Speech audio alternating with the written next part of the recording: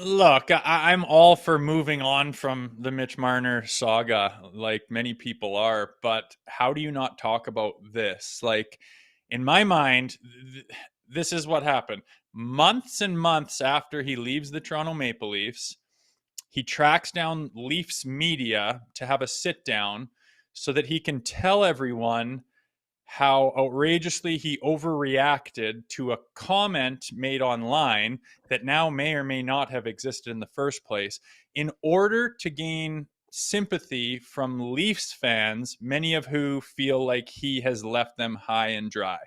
Is that about some like how does he constantly put his foot in his mouth, man? Like I get where the guy's coming from almost all the time, but he just spins it in such a way where it just leaves him so open to scrutiny.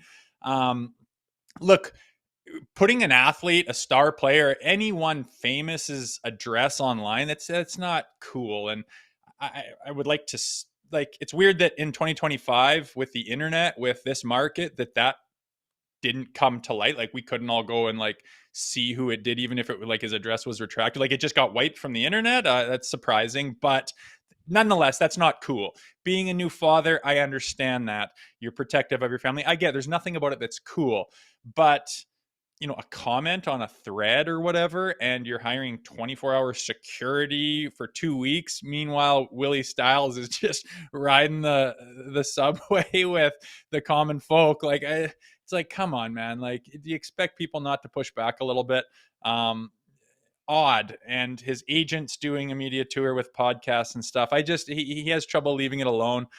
Again, I usually know where he's coming from. Like with his God comment, I know what he was saying, but he chose to use the word God, like the Beatles, same idea. They were trying to say something that's true and just got roasted for using that verbiage, turning around and screaming at the bench and trying to have a whole bunch of intensity that you're usually lacking during the playoffs. I get what he was trying to do, but his hair is bone dry at the end of a playoff. Like just shit he always does is just like, God, he can't help himself. But again, I'm all for moving on from the Mitch Marner conversation. It's getting a little bit tiresome.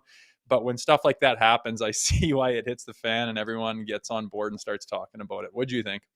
It's almost like he's trying to make it right before he moves to his new destination, which, as we've found out time and time again, like media is not his forte. The ums and ahs, and like even in the Masters interview, like there's no concise, diction from Mitch Marner. He's just like very puzzled when he talks, and I just think and you put it perfectly. He comes across as a whiny bitch. Like, I mean, Did I he say he that? really.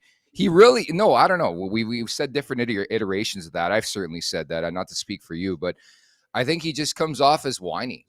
And I mean, he's sort of a hypocrite too. Like, you can't have that comment last summer where we're a bunch of gods, and now all of a sudden it's like we're scared for our safety. Like, which is it? And I think ultimately this gets back to his play on the ice and accountability. This guy has never been accountable, and he's not even a Leaf anymore. He's not even accountable. It's crazy to me. Yeah, I know.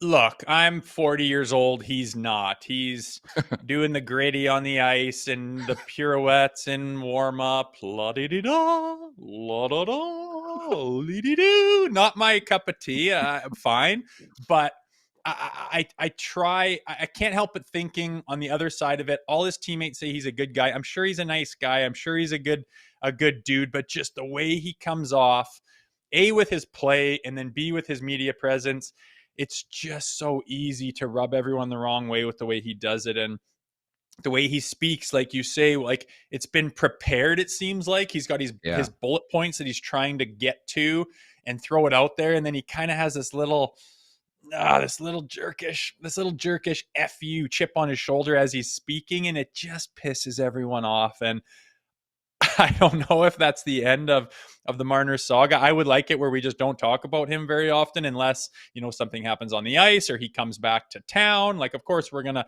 mention those things. But as far as I got a little Mitch Marner exhaustion and I thought we might be moving on Yeah. as we creep towards camp. But then he goes and does something like that. So, yeah, I've said what I've said. It is what it is. And I think most people's comments online spoke true to what they feel.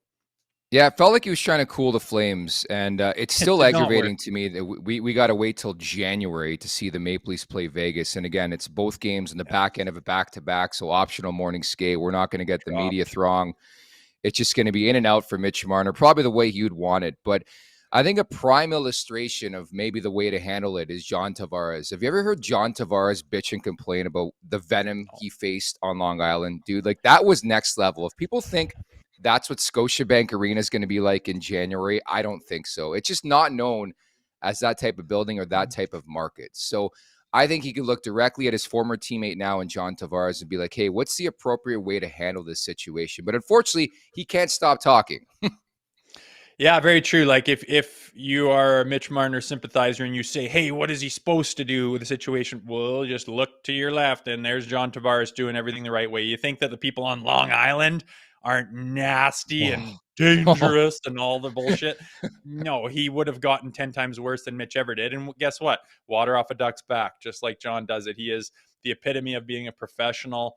And I think that, Mitch could learn a lot from him with his media presence. Yes, John Tavares's interviews are absolutely painful. Yes, I like it when athletes, especially hockey players, are more colorful and show some personality, but Mitch just keeps missing the mark with it. And like I said, it's months after you've left. Do you think Mark Masters tracked him down, or do you think Mitchie said, "Hey, I'm willing to do a sit down and whatnot," and he tried to get some, semblance of closure or cool the flames or leave with something, and he totally butchered it, totally botched it, in my opinion.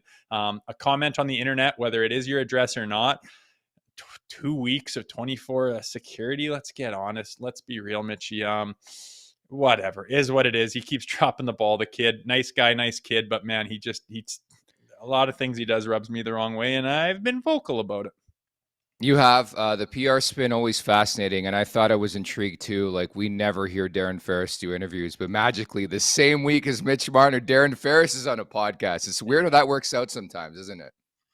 Yeah, it is, obviously. Whatever. Maybe he's the problem. Like, I mean, you don't think Mitch has Maybe. got a lot of people around him trying to tell him what to say and what angle to take. It always seems like he's trying to manipulate the situation, or and maybe he's been overcoached or something. I don't know, but I understand being in Toronto, being the spotlight that Mitch has always been under. Your media presence is huge and you can say something and it gets spun into something else. I get that you got to be wary of that. But again, look at the other players who handle it well. I don't think it's that difficult to have it figured out. And when he goes off script, it usually goes, foot in mouth. And that's kind of been his plight here. But, and then on top of it, the performance in the play in the playoffs when it matters to these people. I understand he had 100 points and that's great. He's a good player, but it's time to move on. It is time to move on. Make sure to check out more of our content right here on the Leafs Nation YouTube page. We got long form interviews, we got clips, we got epic rants by Jay Rosehill. We simply have it all. And don't forget, you can find out much more at theleafsnation.com. Thanks so much for watching.